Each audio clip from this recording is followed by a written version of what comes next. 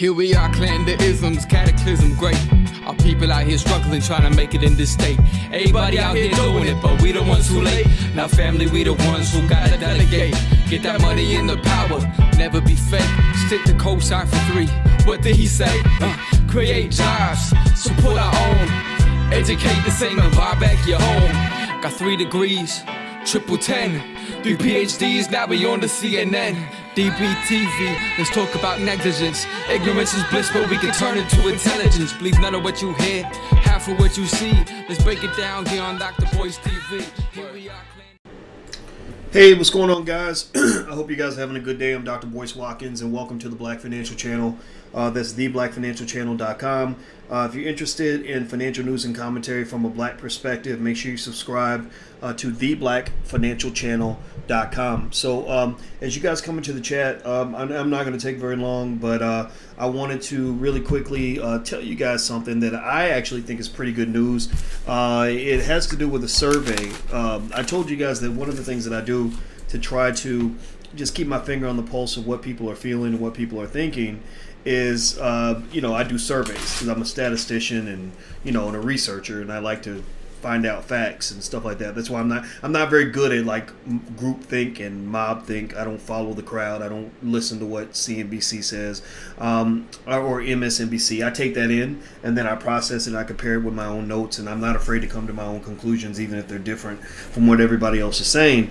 And I did a survey, man. I did a survey because I wanted to find out how people are doing financially since the quarantine, right? I had always, I'm gonna tell you the truth, I made this assumption, and they say the word assumption. If you read books like The 4 Agreements, one of the things they tell you in The 4 Agreements is stop making assumptions, because a lot of times you make assumptions and it leads you to come to the wrong conclusion, and then you end up doing something stupid. You end up cussing your friend out because you made the assumption that because they looked at you funny, they must have been thinking one thing and they were actually thinking something else, right? So if your goal is to not be stupid, then don't make assumptions. But sometimes we're stupid. I'm stupid sometimes. But when I'm not being stupid, I don't make assumptions. So are we okay with that? Are we in agreement that our goal is to not be stupid? Remember, this is the platform for intelligent black people, so stupid people should not be listening right now. So I made the assumption, because I was being stupid, that the quarantine was killing people financially. That, that the majority of black folks especially were getting hammered, because we talk about black folks being hammered by, what's going on in terms of health issues. But, and we know that black people are not where white people are when it comes to economic issues. So I admittedly thought, since a lot of folks were losing their jobs and everything else, that people were going to be struggling financially. And you would be amazed to see what I found out from my survey results. I'm going to pull this up. Do me a favor, hit the thumbs up button. If you haven't done it yet, please hit the thumbs up button. So here's what, so first I surveyed my friends on Twitter. And in case you don't know, if you're a statistician, you'll know that when you have 100,000 Twitter followers, my Twitter is Dr. Boyce Watkins 1, by the way, Dr. Boyce Watkins 1. If you have 100,000 Twitter followers, that's great for data collection. If you have, 400,000 people on one YouTube channel, that's great for data collection. So I love to collect data and find out what's on people's minds. And one of the things that I asked is, I said, has the quarantine been good or bad for your finances? And I left 2 simple responses, either good or bad. No room for not sure, all that, nah. Make a decision. And 69% of the respondents said that the quarantine has been good for their finances. And I was like, what? Oh my God, this is crazy. Oh my God, it makes me happy. I'm happy for you though. Don't get me wrong. I don't want people struggling. I'm so happy to see this. And so what I did was I then did the survey again. I did it on the Black Financial Channel. And I asked the same question. In this case, it was 68%. Sorry, scratch that. Not 68%. Sorry. That was on Your Black World. Your Black World is another platform we have. So Your Black World, it was 68%. So very consistent with the previous result. I then went to the Black Financial Channel, where the result was 74% of you. 74% of you on the Black Financial Channel said that the quarantine has been good for your finances. And I just thought that was so interesting and so cool, so exciting, because that's so different from the narrative that you get from the media, right? And so I have some theories, I have some ideas, but I don't want to make any assumptions.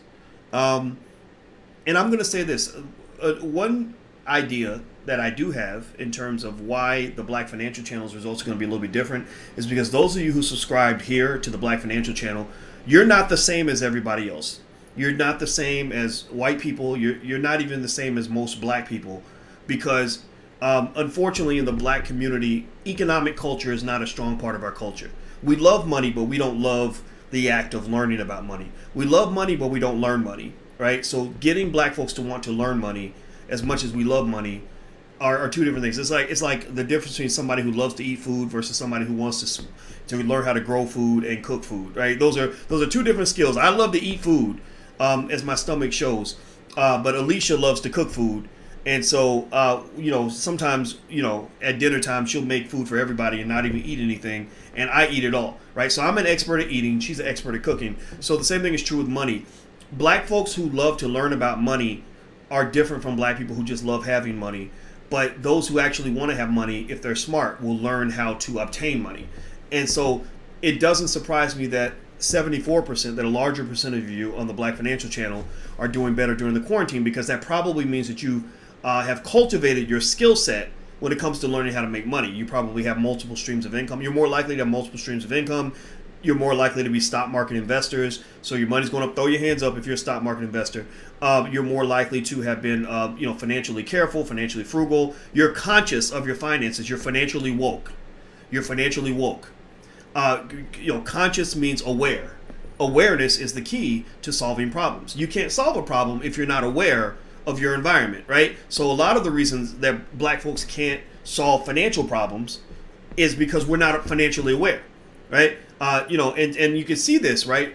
With the culture, just even during quarantine culture, you've got some people who have used this quarantine time as a time to build with family, right? You got to know your kids, and you found maybe some of y'all dudes with side chicks found out that your wife is actually the coolest person that you know.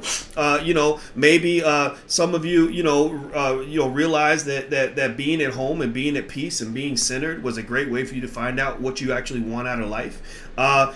Maybe you also took the time to learn. Some of you got online and learned. I mean, in the Black Business School, our enrollment just skyrocketed because a ton of people came in and were like, hey, I want to learn all these things I never had time to learn before. So it's been awesome. We probably trained at least a good 20,000 extra people on stock market investing in the last month alone, which is exciting for me. And then some of our people spent, the bulk of our time, watching, Club Quarantine DJ battles or whatever, right? Like I'm not saying that's a bad thing. I think that stuff is the stuff you do after you do the important stuff, right? But there are some people who do the important stuff before they do, some people who do the unimportant stuff before they do the important stuff, which is like eating your dessert before you eat your main course. People who eat their dessert before they eat their main course, those are the fat kids. But the fit kids, who are not the fat kids, they still eat dessert, but they eat dessert after they eat their main course. So some of you went to DJ Nice's Club Quarantine after you finished your online class. Maybe you did that after you spent time reading with your kids. You did that after you spent time getting into your fitness routine, right? Some of y'all did it before, right? That was the first thing you did and the last thing you did and the only thing you did. And that's why the numbers over in Club Quarantine are here, and the numbers over in learning spaces are tend to be here. And I think that should change. It should actually be a little more like this. Cultures that actually succeed and do well tend to be cultures that are more like this. Did you even know that there are cultures out there where if you tell your mother or your father that I'm now a famous rapper, that your mother and father will literally be ashamed of you? Like they'll literally say, why would you want to do that? I don't care how much money you make. Like that's ridiculous. Like that's literally like childish. Like what is wrong with you? Did you know that? Seriously. Like I forgot. I don't know if it was Zimbabwe. But anyway, I talked to one of my friends who lives in Africa, and she said, oh yeah, she said back at home, she said, if you tell your parents you want to be an entertainer, they'll just laugh at you. They just think that's not a real profession. So you kind of have to sort of think a little bit about, sort of who you are and what you've become and what white folks told you that you are. You're more than entertainers. You can entertain if you want, but entertainers are there for, comic relief. They're there for people to, laugh at and to do little tricks to keep people's attention. I think that there should be just as much room for those of us who are serious, not just those of us who are here to, make people laugh, right? So anyway, moving back to that, let's get back to where we were before. So, I would speculate that a big part of the reason that people are doing better financially during the quarantine is because you're cutting costs, right? Now I'm reading here. I'm looking at some of the comments that I got from the survey. Let me see. I'll start with Twitter. By the way, hit the thumbs up button. Please hit the thumbs up button. My Twitter is Dr Boyce Watkins 1. Okay, so let's see here.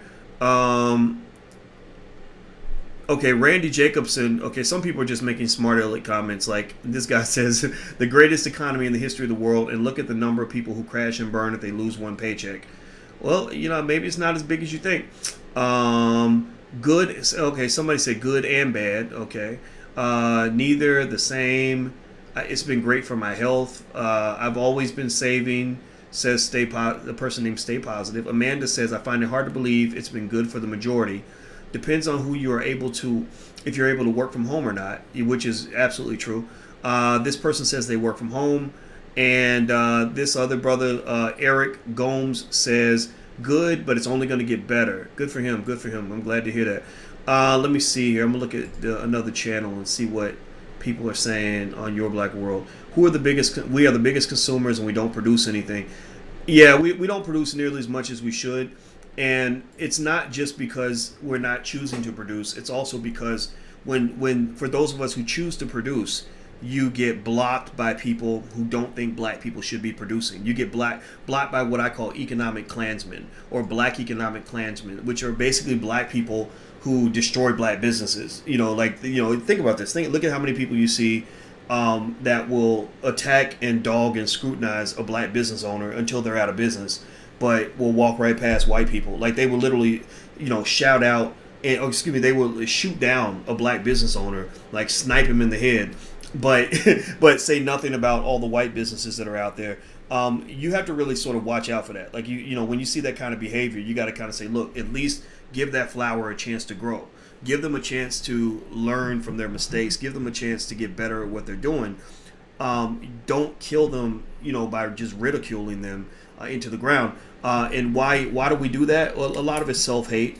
A lot of it is also the fact that you have a typecast. People don't see black people as business owners. They see black people as singers and basketball players and comedians. That's what you're seen as, right? So if you say, hey, I want to be the next, Jill Scott, then everybody gets that. If you say, I want to be the next Dr. Dre, well, everybody gets that. If you say, I want to be the next Michael Jordan, everybody gets that. If you say, I want to be the next Kevin Hart, everybody gets that.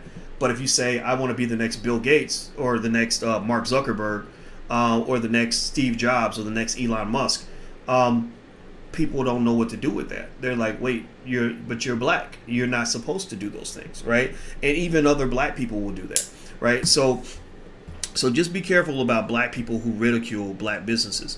There's no reason for you to ridicule black businesses. I mean, there's 1,000 white businesses you could ridicule if you wanted to. Why are you starting with the black ones? I think that's a question that needs to be asked. So what else? The next point I'll throw in here is another reason I believe that the results were so surprising is because after the survey was done and we found out that the majority of you actually on my channel, I surveyed people on my YouTube channel also, drboycetv.com.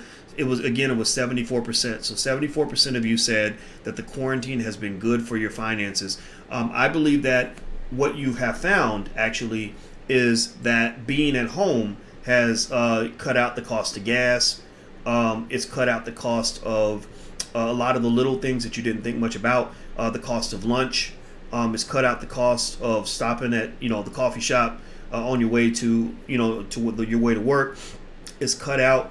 You haven't been shopping, so the local dope dealers, basically, which are shopping malls, don't have as much ability to kind of access you and play with you and get you to give them your money. You haven't been sucked in by the beauty salons. Beauty is a multi-billion-dollar industry. Unfortunately, black people don't own much of that industry, which is absolutely crazy to me. And so all these areas, all these little things are leading to lots of big windfalls financially. There's an awkwardness that occurs right when that first happens, where you can't go to the beauty shop, or you can't go out on Friday night, or you can't go out to dinner and spend money, or you can't go out to the mall, or you're not going to work every day and spending money, doing all the things you do, going back and forth to work. But what happens is after about 30 to 45 days, you start forming new habits. And after you start forming new habits, you just hit a new normal. And so what's going to happen is, as the economy eventually opens, which it will, the economy cannot stay closed forever. People are going to die for sure. People die every day. They die all the time. But as the economy opens again, you're not going to see the same the thing that you saw before. I think that a lot of people who used to get up and go to work every day are never going to do it again, which I think is awesome. I think there are going to be a lot of parents who are going to start homeschooling for good.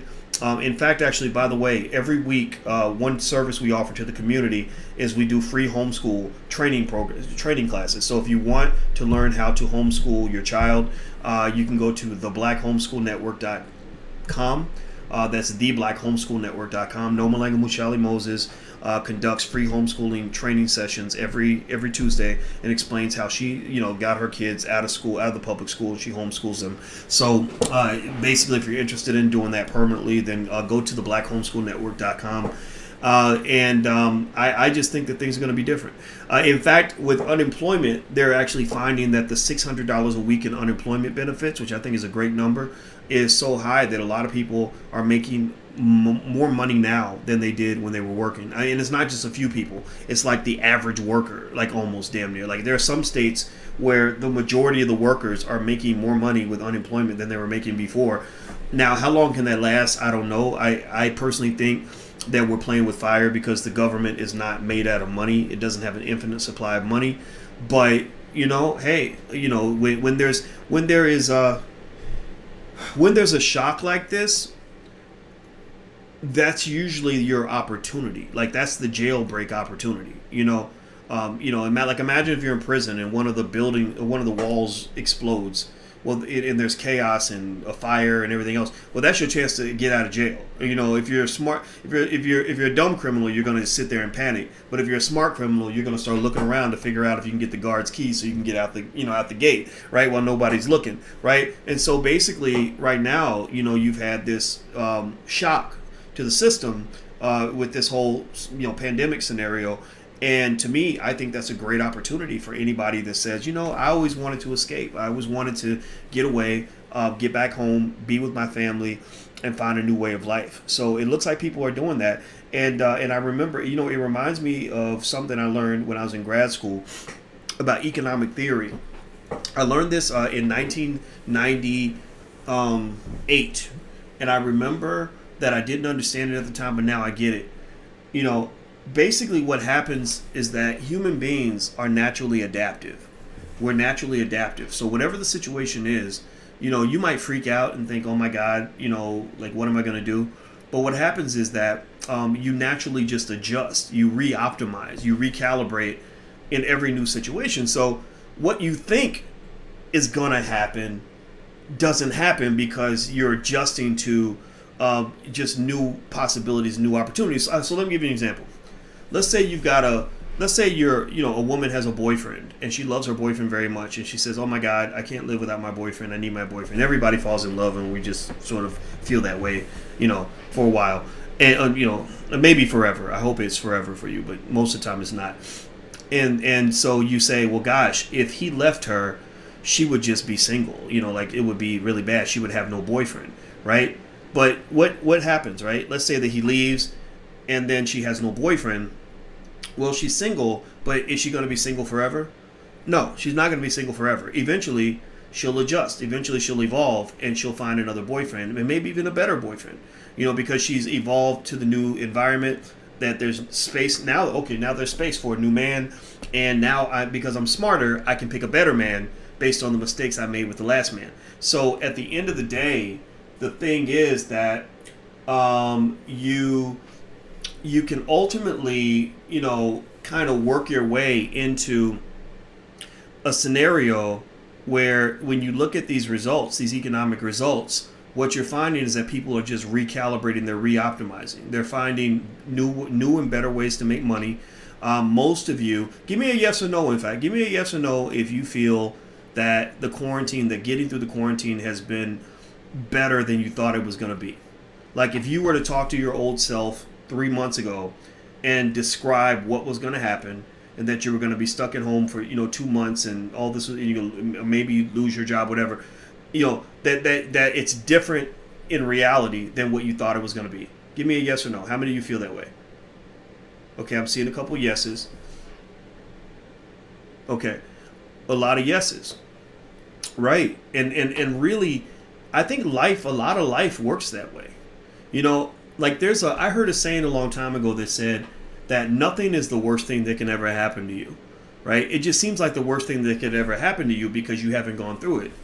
But what you haven't factored in is your adaptability, and the fact that you might get thrown into the water and literally have to confront your absolute worst nightmare, and then you'll be like, wait, I came out okay. In fact, I'm better off because I went through it. And I can't tell you how many times I've gone through that in life. And that's why if you go through life and you're not ever pushed out of your comfort zone, that's a huge loss for you. Like you're never, there are a lot of big wins that you could have had if you'd been forced to adjust that you'll never have, because sometimes out of self-preservation, we don't push ourselves to make the adjustment. Like being in a mediocre relationship with somebody you don't even like that much, but because you're so scared of the thought of losing that person, you don't make a move, right? But sometimes if they just cut you off and dump you and you're all devastated and everything, a few months later, you're like, oh my God, that was the best thing that ever happened to me, right? So the one good way to grow, one good way to be happy, one good way to succeed, one good way to win, one good way to be strong and to be great and to be successful is to consistently learn how to cut yourself out of your comfort zone, right? Find some way or find somebody that will always break your plate, mess up your situation, like take you off the track that you're on, force you to do something other than what you're comfortable doing at that moment, because sometimes you can be your own worst enemy. I'll give you a perfect example, which is why I'm going to go. If I had it my way, I would probably sit here and keep talking to you for a really long time, and then I would go do some work. Then I would go back and I would sit on the couch and watch, an old basketball game on TV and eat some Skittles, right? Or eat actually Twizzlers. That's what I like, Twizzlers. But instead, Alicia is about to, rock my world. She's about to pull me right out of my comfort zone, but not rock my world in a good way. She's going to rock my world in a bad way. She's going to pull me out of my comfort zone. She's going to come downstairs, and I hear her little feet pitter-pattering, and she'll come down, and she'll say, okay, Boyce, it's 6 o'clock. Let's go for our run. And I'm going to groan, and I'm going to say, oh, man, because I don't like running, right? But I'm going to get up, and I'm going to keep my commitment, and we're going to go run 3 miles and then come back. And I'm going to not really enjoy it that much because running just isn't that much fun for me. But my body is in so much better shape because I allow her to pull me out of that comfort zone. If you go back and you look at pictures of me from 4 or 5 years ago, I was the swollen Boyce. I was much bigger. I was gaining weight every single year. But so by pulling me out of my comfort zone, she opened the door to a new set of possibilities that I would not have had otherwise, right? So at the end of the day, find a process or a person that will consistently yank you out of your comfort zone so that you will be forced to grow. Growth is typically uncomfortable. Everybody wants growth. Everybody wants success. Everybody wants to be great. Everybody wants to be better than they were yesterday. But very few people are able to have that discipline to consistently push themselves out of their comfort zone. But if you can do that, then you'll find that a lot of your dreams will have a chance of coming true because you'll be able to morph yourself into whatever person you need to be to do the thing that you're trying to do next. Okay. So anyway, before I gotta go, let me remind you guys, if now that I'm in this sort of teaching mode, I actually do have a program on motivation and goal setting and how to overcome obstacles, how to set goals, how to manage your time. I'm really good at that. And it's called Black Keys to Greatness, so feel free to check it out. The first month is totally free, so you can try it out for a month. There's a 30-day, 100% money-back guarantee if you're not happy for any reason, and it doesn't cost that much. I don't remember the cost, but if you're interested in this kind of thing and you want to be mentored to achieve your goals, feel free to go to blackkeystogreatness.com. That's blackkeystogreatness.com. Okay, guys, I'm out of here. Have a good day. God bless you, and I'm happy for everybody who's happy with your life. And learn how to be a stock market investor. If you haven't learned how to invest yet, there's a free training at firstshareofstock.com. That's firstshareofstock.com. So take care, everybody. I'm about to go run. See you soon. Peace.